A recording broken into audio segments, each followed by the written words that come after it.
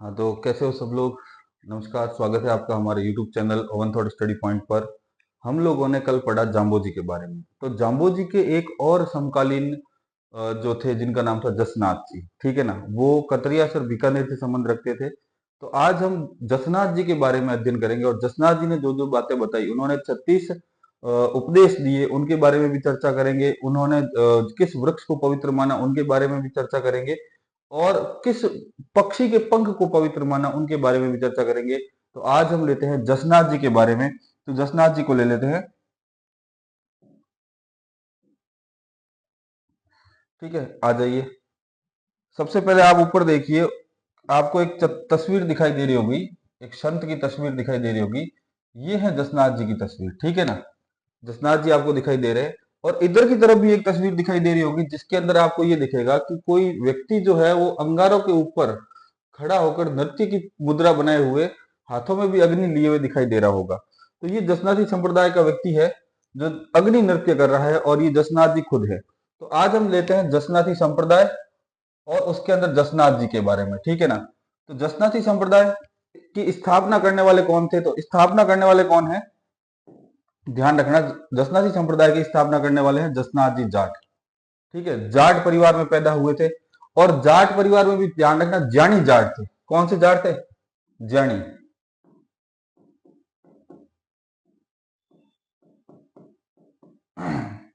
इनका जन्म जो है कतरियासर बीकानेर के अंदर 1482 ईस्वी में होता है। कब होता है? कतरियासर बीकानेर। मुख्य पीठ भी यही है, ध्यान रखना, मुख्य धाम भी यही है, कतरियासर बीकानेर। इनके पिता का नाम हमीरजी जाट और माता का नाम रूपा दे था, ठीक है ना। पिता हमीरजी और माता रूपा दे। शिक्षा इन्होंने कहां से ली है? तो शिक्षा इन्होंने गोरख आश्रम से ली है। तो इनके गुरु कौन हो गए? गोरखनाथ जी हो गए। तपस्या कहाँ करते थे? ध्यान रखना। तो तपस्या गोरख मालिया बीकानेर के अंदर करते थे। इस जगह का महत्व यह भी है, ध्यान रखना, कि सन 1500 के अंदर, 1500 में, सन 1500 के अंदर इसी जगह पर ये मिले थे। किससे? जाम्बोजी से। जाम्बोजी से मुलाकात की थी। कब की थी? सन 1500 के अंदर, इसी जगह पर गोरख मालिया के अंदर ही इन्होंने जाम्बोजी से क्या की थी? मुलाकात की थी, मीटिंग की थी। दोनों संत आपस में आमने सामने बैठे, सुख दुख की बातें की, कुछ वार्तालाप किए, ठीक है ना। आगे लेते हैं। इनकी प्रधान पीठ कौन सी है? ध्यान रखना, कतरिया सर बीकानेर इनकी प्रधान पीठ के अंदर आती है। इनके नियम कितने हैं? 36 नियम इन्होंने दिए। जाम्बोजी ने कितने दिए? 29 नियम, ठीक है। इन्होंने थोड़े और बढ़ा के कितने कर दिए? 36 नियम कर दिए। इन्होंने 36 नियम दिए।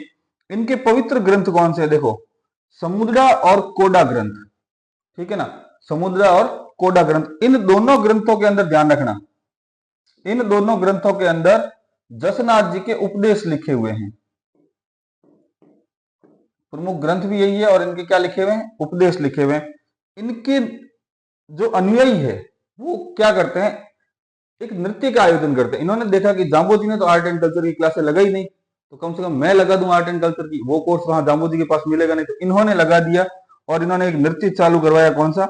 अग्नि नृत्य। तो इनके अनुयायी देखो, ये अग्नि नृत्य करते हुए आपको दिखाई दे रहे हैं। और अग्नि नृत्य करते समय ये किस शब्द का उच्चारण करते हैं? फतेह फतेह शब्द का उच्चारण करते हैं। यहाँ कतरिया सर के अंदर ध्यान रखना, मेला भरता है आश्विन शुक्ल सप्तमी को, यहाँ पर मेला भरता है। एक औरंगजेब को भी पर्चा दिया था, ध्यान रखना। इनके एक शिष्य हुआ करते थे रुस्तम जी, ठीक है ना। रुस्तम जी ने औरंगजेब को पर्चा दिया था। तब औरंगजेब ने इनके सम्मान के अंदर, औरंगजेब को क्या पर्चा दिया था? कि इन्होंने औरंगजेब के सामने अग्नि नृत्य करके दिखाया था। अग्नि के ऊपर नृत्य करके दिखाया, मुंह में अग्नि रख के दिखाई, मुंह में जोत लगा के नृत्य किया इन्होंने। तब औरंगजेब ने इनके सम्मान में इनको एक नगाड़ा, एक, ध्यान रखना, एक क्या दिया था? नगाड़ा। और एक क्या दिया था? निशान।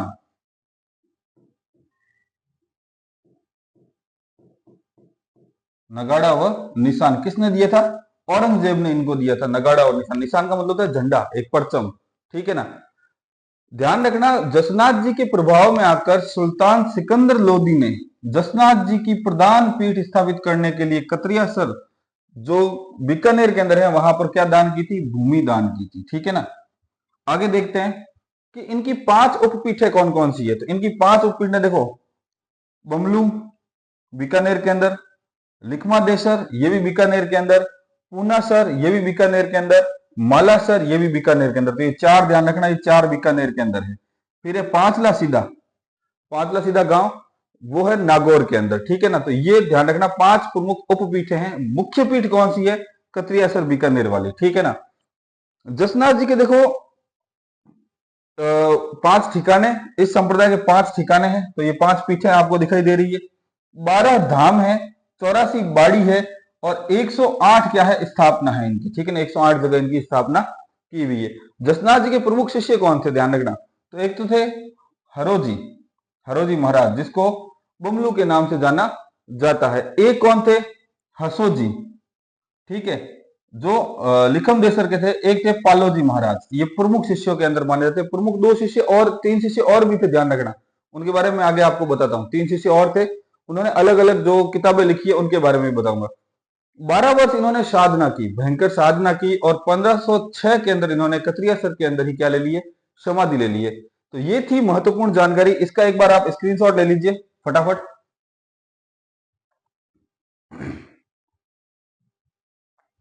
फिर आगे बात करते हैं। एक बीकानेर के राजा हुए थे, आपको बता दूं मैं, एक बीकानेर के शासक हुए थे। बीकानेर के एक शासक हुए,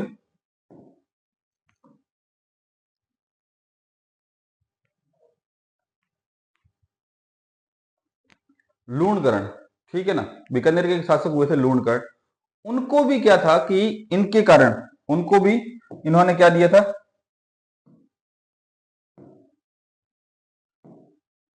ठीक है, बीकानेर के एक शासक हुए थे लूणकर्ण, ठीक है ना। उनको इन्होंने, इनके आशीर्वाद से वो शासक बना। एक ध्यान रखना कि एक बीकानेर के शासक हुए थे कौन?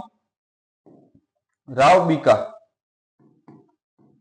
बीका, बीका के बाद शासक कौन बना? नरा, ठीक है ना। नरा के बाद क्या है कि दो व्यक्ति आ गए शासक बनने की प्रक्रिया के अंदर। तो दो कौन कौन आए व्यक्ति? दो कौन कौन आ गए? ध्यान रखना। एक आ गया घड़सी और एक आ गया लूणकर्ण। ये दो शासक आ गए।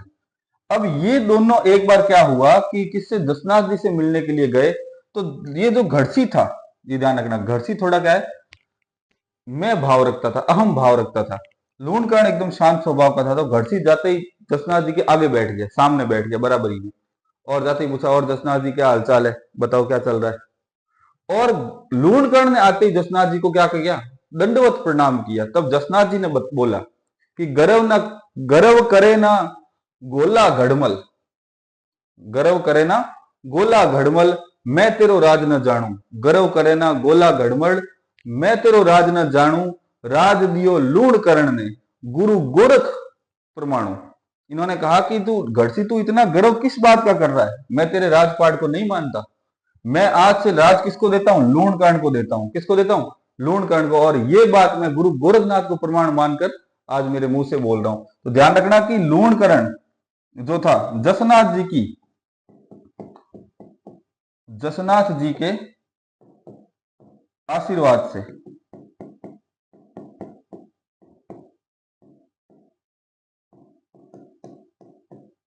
शासक बना, ठीक है। जसनाथ जी के आशीर्वाद से क्या बनता है? ये लूणकर्ण शासक बनता है। आगे ध्यान रखना कि सिकंदर लोधी, जो इनके दो समकालीन कौन कौन? एक तो जाम्बो जी और एक दूसरे जसनाथ जी। ये इन दोनों के दिल्ली का सुल्तान कौन था? सिकंदर लोधी, सिकंदर लोधी, ठीक है ना। जाम्बो जी के कारण इस सिकंदर लोधी ने क्या बंद करवाई? गो हत्या, ठीक है ना। जसनाथ जी को इसने क्या किया है? भूमि दान। ये ध्यान रखना दोनों। और ये दोनों जाम्बोजी और जसनाथ जी जिस जगह पर मिले, उस जगह 1500 में मिले दोनों, मीटिंग की, ठीक है। उस जगह का नाम क्या है? गोरखमालिया। गोरखमालिया के अंदर दोनों मिलते हैं। लूणकर्ण को राज दिलवाते हैं जसनाथ जी। दोनों समकालीन है। इसके बाद में आगे देखते हैं जो जसनाथ जी के जो उपदेश है, टोटल कितने उपदेश है? 36 उपदेश दिए। 36 उपदेश दिए। किसने दिए? जसनाथ जी ने।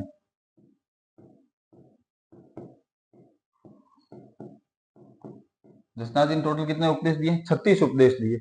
इनके जो अनुयायी थे, जसनाथ जी के जो अनुयायी है, ठीक है ना,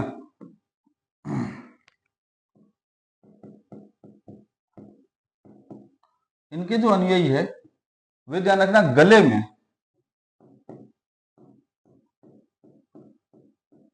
काली ऊन का धागा पहनते हैं।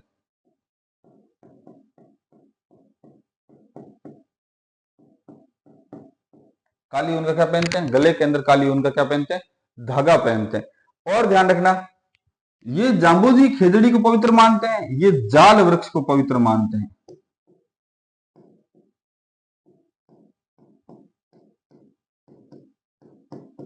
और एक पक्षी है मोर, उसके पंख को, ठीक है ना, मोर पंख को पवित्र मानते हैं।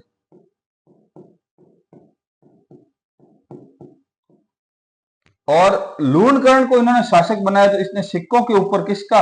जाल वृक्ष का अंकन करवाया। किसके प्रभाव में? जसनाथ जी के प्रभाव के कारण जाल वृक्ष का अंकन करवाया। यहां तक ही नहीं, ध्यान रखना 1902 के अंदर महाराजा गंगा सिंह जो थे, बीकानेर के महाराजा गंगा सिंह जो थे, उन्होंने लालगढ़ पैलेस बनवाया अपने पिता की याद में। वो पैलेस उस जगह पे बना हुआ था जहां चारों तरफ जाल के वृक्ष ही वृक्ष थे।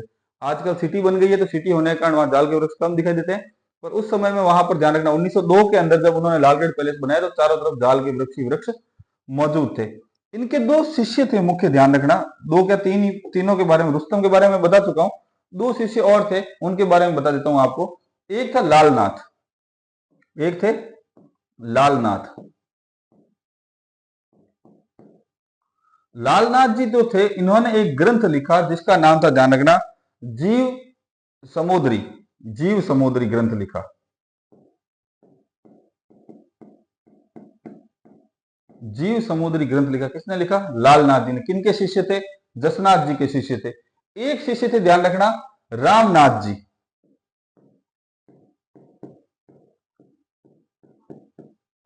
रामनाथ जी थे, इन्होंने भी एक ग्रंथ लिखा जिसका नाम क्या है आपके?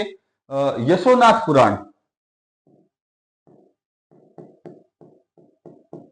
यशोनाथ पुराण, इसको ध्यान रखना, ये जसनाथी संप्रदाय के बाइबल के रूप में भी जाना जाता है। तो आज हमने क्या पढ़ा? तो आज हमने पढ़ा, ध्यान रखना, पहले एक स्क्रीनशॉट ले लीजिए फिर अपन देखते हैं आगे। आज हमने किनके बारे में पढ़ा? आज हमने पढ़ा जसनाथ जी के बारे में, कि जसनाथ जी कौन थे, कहाँ के निवासी थे, उनके पिता का नाम क्या था, उनकी माता का नाम क्या था। आज हमने ये सारी चीजें पढ़ी। तो एक बार वापस देख लेते हैं जसनाथ जी के बारे में, ठीक है ना। जसनाथी संप्रदाय की स्थापना जसनाथ जी ने की है। जसनाथ जी जाट जाति से थे, जाट में भी जानी जाति के थे। जन्म कतरियासर बीकानेर के अंदर 1482 के अंदर हुआ। पिता हमीर जी जाट, माता रूपा दे। शिक्षा जो थी गोरख आश्रम से ली इन्होंने, गुरु गोरखनाथ थे, ठीक है। तपस्या जो थी गोरख मालिया में की, यहीं पर उन्होंने जाम्बू जी से मुलाकात की। प्रधान पीठ कतरियासर बीकानेर के अंदर है। इन्होंने 36 नियम दिए। पवित्र ग्रंथ है समुद्रा और कोडाग्राम, कोडा ग्रंथ, ठीक है ना। नृत्य अग्नि नृत्य किया जाता है, ये अग्नि नृत्य आपको यहाँ दिखाया गया है। और अग्नि नृत्य करते करते इनके अनुयायी फतेह फतेह का शब्द उच्चारण करते हैं। मेला आश्विन शुक्ल सप्तमी को लगता है। 12 वर्ष की आयु तक इन्होंने साधना की और 1506 में इन्होंने कतरियासर में क्या ले लिए? समाधि ले लिए। औरंगजेब को इनके शिष्य रुस्तम ने पर्चा दिया था, तो औरंगजेब ने खुश होकर उसको नगाड़ा तथा निशान भेंट किए थे। इस संप्रदाय का प्रचार प्रसार करने वाली जो मंडली है, उस मंडली को कहते हैं परमहंस मंडली, ठीक है ना। इस संप्रदाय की कुछ उप 5 पीठें हैं, ध्यान रखना, बमलू, लिखमदेशर, पूनासर, मालासर और पांचला। पांचला सीधा जो है वो नागौर के अंदर है। इनके शिष्य हुए, ध्यान रखना, हीरोजी महाराज और हंसोजी महाराज, ठीक है ना, और एक थे पालोजी महाराज। इस संप्रदाय के 5 ठिकाने, 12 धाम, 84 बाड़ी और 108 स्थापना है। तो Avan thought study point channel के साथ बने रहिए, ज्यादा से ज्यादा लोगों को तक पहुंचाइए, इस चैनल को लाइक करिए, सब्सक्राइब करिए। धन्यवाद।